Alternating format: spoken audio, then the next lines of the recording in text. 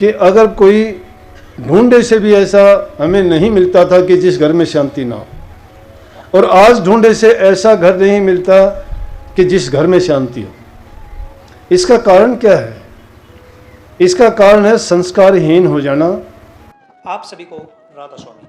देखिए, जो आज का सत्संग का विषय है उसे महाराज ने बताया कि अगर हमें सुखों की प्राप्ति चाहिए, दुखों की समाप्ति चाहिए और हमें अगर मन की शांति चाहिए तो हमें उसके लिए नाम का लेना अति आवश्यक है। अगर हम नाम डाल लेते हैं तो उससे हमारे जीवन में अनेकों प्रकार के परिवर्तन आते हैं। हमारे जीवन से जो दुख है वे चले जाते हैं, जो हमारे मन की अशांति है वो चली जाती है और हमारे अंदर अच्छे आचरण आते हैं और हमारा मन शांत रहता है।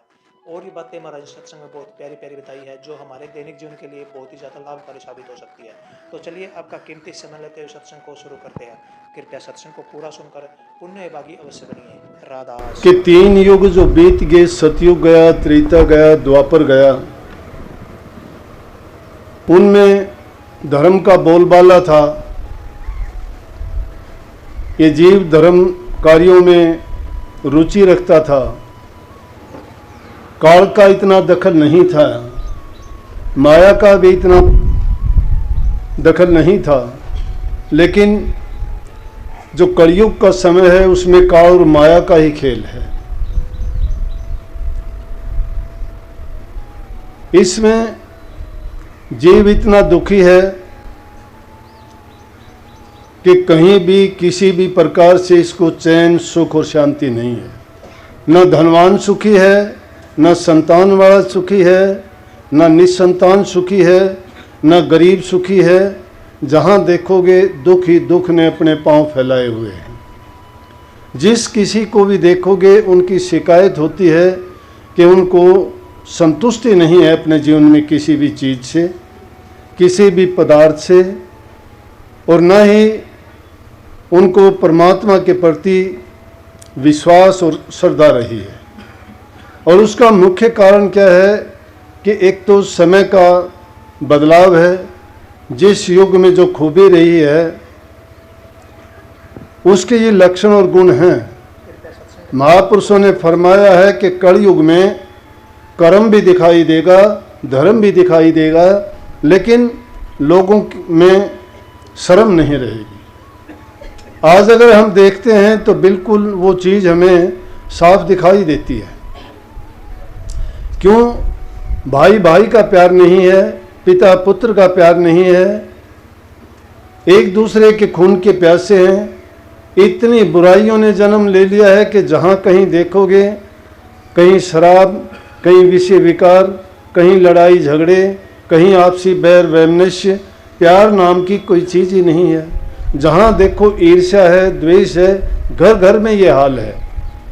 जबकि हमारे देश में ये हालत थी कि अगर कोई ढूंढे से भी ऐसा हमें नहीं मिलता था कि जिस घर में शांति ना हो, और आज ढूंढे से ऐसा घर नहीं मिलता कि जिस घर में शांति हो। इसका कारण क्या है? इसका कारण है संस्कारहीन हो जाना, प्रभु के प्रति उदासीन हो जाना, धर्म और कर्तव्य के प्रति हमें अपनी जो निष्ठाएं थी उनको बदल लेना।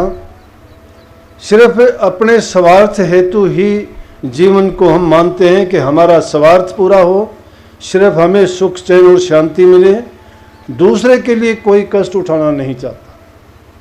जबकि हमारे शास्त्र, महापुरुष और उनके जितने भी उपदेश हैं वो उन्होंने सब ने कहा है कि परहित समान धर्म नहीं कोई।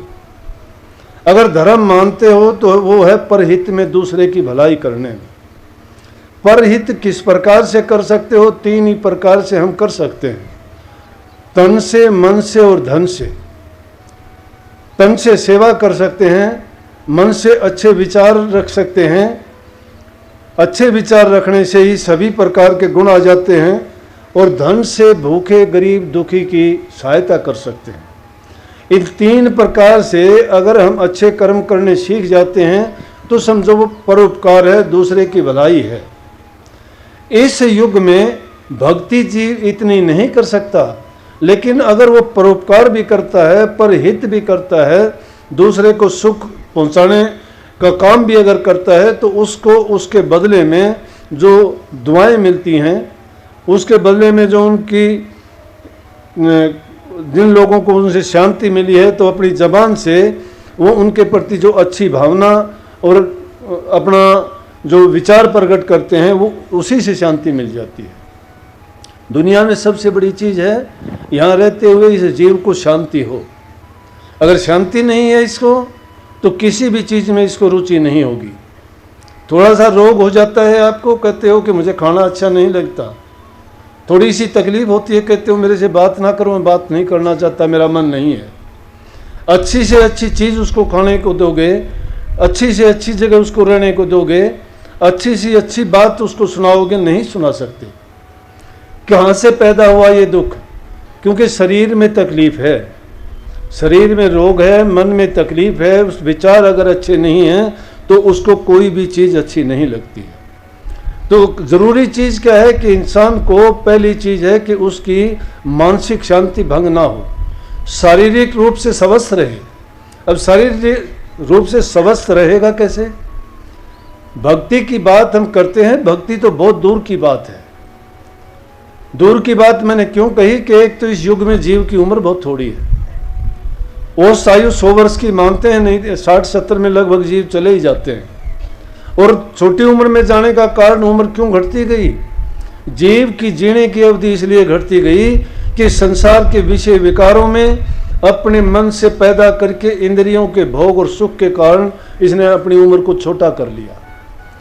नीचे कर्म करने के कारण, विषय विकारों में पड़ने के कारण इस जीव की जो जीने की अवधि कम होती चली गई। लेकिन कलयुग में जो इसके प्रति संतों ने फिर भी एक ऐसी चीज़ इजाद करके निकाल के दी कि इस युग में अगर कोई नाम का सुमन मात्र भी कर लेगा तो भी इसको चैन मिलेगा, शांति मिलेगी, बहुत से दुखों से ये बच जाएगा, मन की शांति होगी, शरीर की तंदुरुस्ती होगी।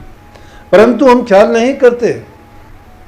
ख्याल किस लिए नहीं करते कि जिस चीज़ की हमें सबसे ज़रूरी चीज़ है कि हमारा शरीर स्वस्थ रहे। शरीर स्वस्थ होगा तो वो इंसान कुछ भी कर सकता है, लेकिन स्वस्थ रहने को हमने भुला ही दिया है। प्रकृति के विरुद्ध हमने काम करने शुरू कर दिए। रात सोने के लिए मिली थी, रातों को जागते रहते हैं। दिन काम करने के लिए मिले थे, दिनों में सोते रहते हैं। ये प्रकृति के विरुद्ध काम है। अगर प्रकृति को ये काम करवाना होता तो रात आपके लिए पैदा ही नहीं करते, सिर्फ दिन ही दिन रख देते, जब मर्जी आती सो जाते, जब मर्जी आती उठ जाते। प्रकृति ने जो चीज़ नियत की है वो अपने टाइम के अनुसार काम करती हैं, वो नहीं बदली। इंसान बदल गया, रातों को सोता नहीं है, दिन में सोता रहता है। रात सोने के लिए थी, दिन जागने के लिए था। इसीलिए कबीर साहब जैसे संतों ने कितनी स्पष्ट बात कही, समझने में नहीं आती।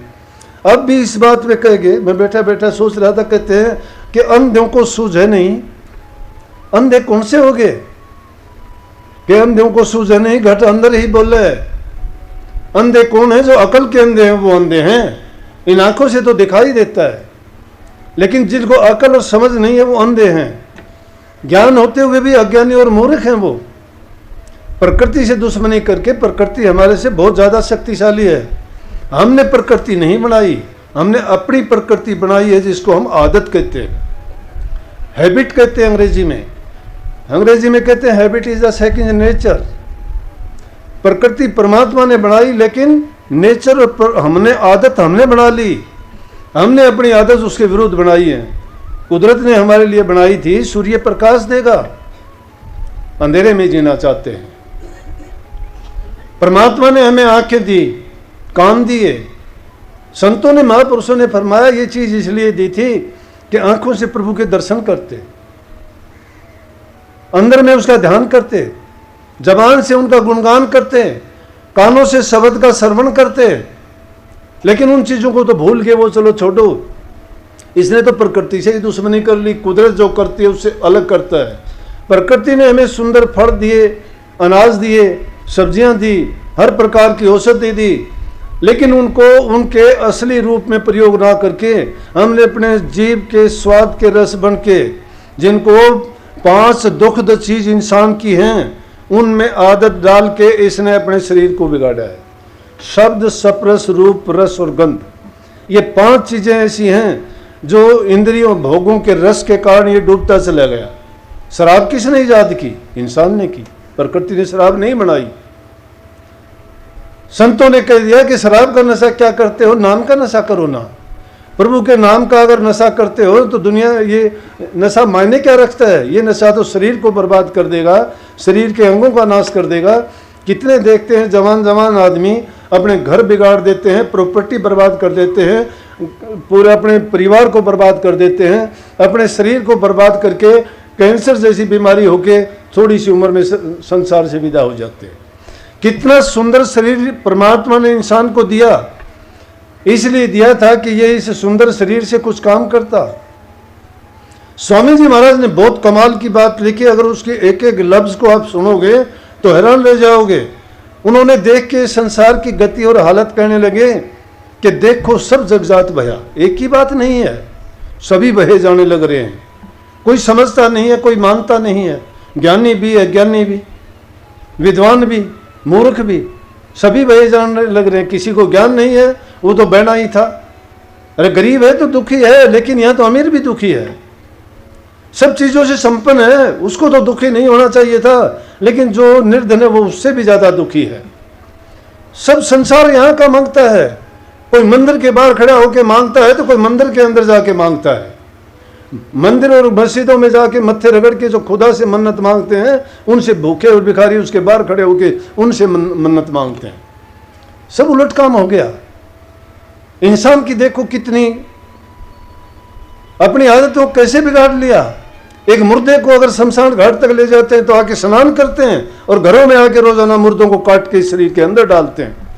फिर इस शरीर को पवित्र क्यों कैसे कर लेंगे? वो एक मुर्दे को वहां तक ले जाने में तो अपवित्र हो जाता है, लेकिन रोजाना मांस मिट्टी खा के इसके अंदर दफना के क्या ये अच्छा हो जाता है? नहीं सोचते। तो स्वामी जी महाराज ने बड़ी कमाल की बात कही। वो एक शब्द में कहते हैं कि देखो सब जगजात बहा, कि पूरी दुनिया बही जा रही है। जिसको देखोगे कोई किसी चीज के कारण बहा जाए, कोई लोभ में है, कोई लालच में है, कोई काम में है, कोई क्रोध में है, कोई स्वार्थ में है, कोई रास रंग में है, कोई किसी चीज में परवाह नहीं, पता ही नहीं क्यों आए थे, क्या करना है, सोच विचार ही नहीं किया कभी किसी ने। अगर करते हैं कोई चेताता है उसकी बात मानते ही नहीं है। कहते हैं देख देख मैं गति या जग की बार बार यूं वर्ण कया। संतों ने, महापुरुषों ने कहते अनेक रूप में मैं प्रकट होके आया।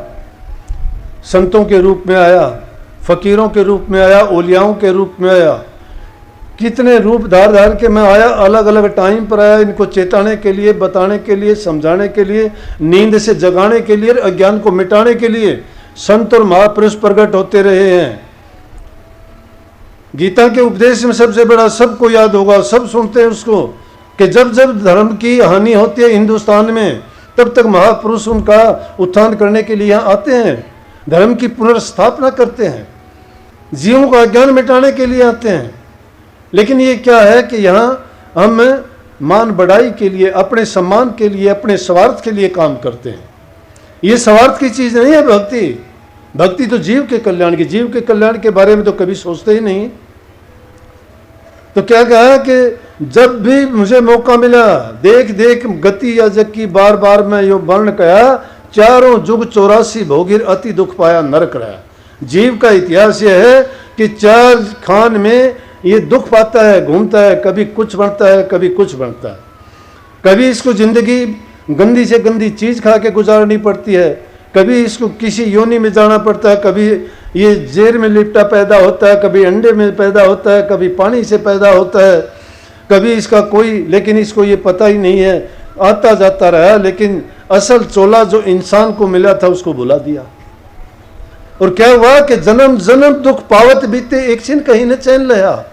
जन्म जन्म दुख पाते बीत गए, एक जन्म नहीं, हमें याद ही नहीं है। 84 लाख योनि में ये जीव भटकता हुआ, कर्म करता हुआ गंदे मंदे, उन कर्म का कर्जा अपने सिर पर ढोते ढोते अनेकों योनियों में घूमा। लेकिन इसको अवसर मिला कि इंसान को चोला, इसको बुद्धि, ज्ञान और विवेक के साथ दिया गया। वो बुद्धि, ज्ञान और विवेक इसको प्रयोग करनी चाहिए थी कि भक्ति के लिए, अपने जीव के कल्याण के लिए और इस 84 लाख के चक्कर से छूट जाने के लिए, जन्म मरण से आज़ाद करने के लिए वो मिलना था।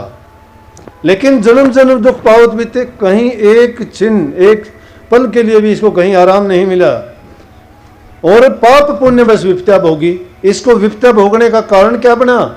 अब शिकायत करने में तो हम देर नहीं करते, मेरे साथ ये क्या हुआ, कोई किसी दुख में दुखी है, कोई किसी दुख में दुखी है, लेकिन वो दुख का कारण क्या है? दुख का कारण है कि उसके किए हुए कर्म। इसीलिए ये दुख सुख भोगता रहा। फिर भी अनेकों जन्म जो लिए, उन जन्मों में जैसे कर्म किए तो कर्म फल बनता रहा। कर्म फल भोगने के लिए बार बार इसको जन्म लेना पड़ा और उन जन्मों में उन कर्म के कर्ज को उतारने का कोई तरीका नहीं था। लेकिन जब जीव का अवसर मिला, इसको मनुष्य का चोला मिला कि मनुष्य का चोला लेके ये गुरु की खोज करके उनसे प्रभु का भेद लेके नाम की भक्ति करेगा तो अपने कर्म के कर्ज को भी उतार देगा और सदा के लिए इस आने जाने के चक्कर से भी छूट जाएगा। लेकिन ये भूलता रहा, नहीं माना इसने। तो अब भी कही कि अब भी मैं कहता हूं कि गफलत छोड़ भुलाओ जग को, नाम अमल अब घोट पिया। अगर बचना चाहते हो तो गफलत को छोड़ो। इंसान को गफलत किस चीज की है? किसी को धन की गफलत है, किसी को जवानी की गफलत है, किसी को हुस्न की गफलत है, किसी को अपनी ताकत की गफलत है, किसी को ऊंचे पद और वंश की गफलत है, किसी को जाति की गफलत है। ये गफलत है सारी, और ये गफलत थोड़े दिन के लिए होती है। ज्ञानवान और समझदार हैं, वो जानते हैं, समझते हैं। दुनिया की ये रीत रही है कि हमारे से पहले भी ये चीज़ें औरों के पास भी थी। हमारे से ज़्यादा ताकतवर थे, हमारे से ज़्यादा धनवान थे, हमारे से ज़्यादा उनमें बल पौरुष और शक्तियाँ थी, हमारे से ज़्यादा उनकी लंबी उम्र थी। लेकिन आज उनका खोज भी नहीं है, ढूंढे पता नहीं मिलता उनका, खोज भी नहीं पाता है, कहाँ गए वो, उनका पता नहीं है, हम ढूंढ नहीं पाते हैं। जानते भी हैं लेकिन फिर भी उसी अज्ञान में हम बहे जा रहे हैं। इसलिए कहते हैं कि देखो सब जग जात भया। फिर भी ये दुनियादारी के लोग उसी तरह से बहे जाने लग रहे हैं, उनको परवाह नहीं, चिंता नहीं। सत्संग को पूरा सुनने के लिए आपका बहुत बहुत धन्यवाद। हम आशा करते हैं आपने सत्संग को बड़ा ही ध्यान से सुना होगा। तो जैसे कि प्यारी साध संगत जी, आपने सत्संग में सुना, महाराज जी ने बताया कि अगर हम नाम की दीक्षा लेते हैं तो नाम किस तरह हमारे जीवन को बदल कर रख देता है, नाम किस तरह हमारे जीवन को सार्थक बना देता है। और साथ ही महाराज जी ने बताया कि अगर हमारा मन पवित्र नहीं है तो हमारा जीवन में कुछ भी नहीं हो सकता। अगर हमें आगे बढ़ना है, हमें सफल होना है, तो सबसे पहले हमें अपने मन को साफ करना पड़ेगा, हमें अपने विचारों को शुद्ध करना पड़ेगा, तभी हम आगे बढ़ पाएंगे। और साथ ही महाराज जी ने बहुत प्यारी प्यारी बातें सत्संग में बताई है। कृपया इन बातों को आप अपने जीवन में फॉलो अवश्य कीजिए और इन बातों को आप अपने जीवन में अवश्य उतारिए और अपने जीवन को सार्थक अवश्य बनाइए। और साथ ही अगर आपको सत्संग अच्छा लगा तो कमेंट बॉक्स में राधा स्वामी लिखकर पुण्य भागीदार अवश्य बनिए। मिलते हैं जल्दी एक और नए और बहुत ही प्यारे सत्संग के साथ। तब तक के लिए राधा स्वामी।